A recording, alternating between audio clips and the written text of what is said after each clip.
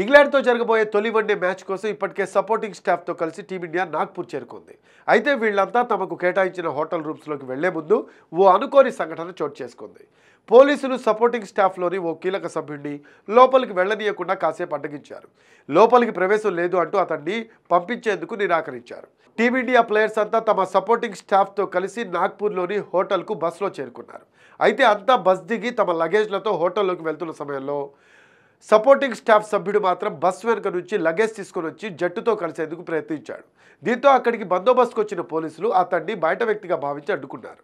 అతడు సపోర్టింగ్ స్టాఫ్లోని సభ్యుడని తెలియక లోపలికి వెళ్లకూడదని కాసేపు వాదించారు. వెంటనే స్పందించిన ఇతర కోచింగ్ స్టాఫ్ మా టీంలోని వ్యక్తేనంటూ పోలీసులకు చెప్పారు. దీంతో అధికారులు రూట్ క్లియరెన్స్ ఇచ్చారు.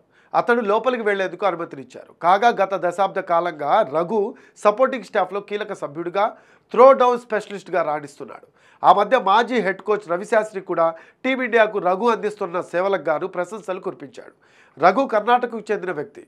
చిన్నప్పటి నుంచే క్రికెట్పై మక్కువ ఉండడంతో ఇంటిని వదిలేసి క్రికెట్ను కెరీర్గా ఎంచుకున్నాడు.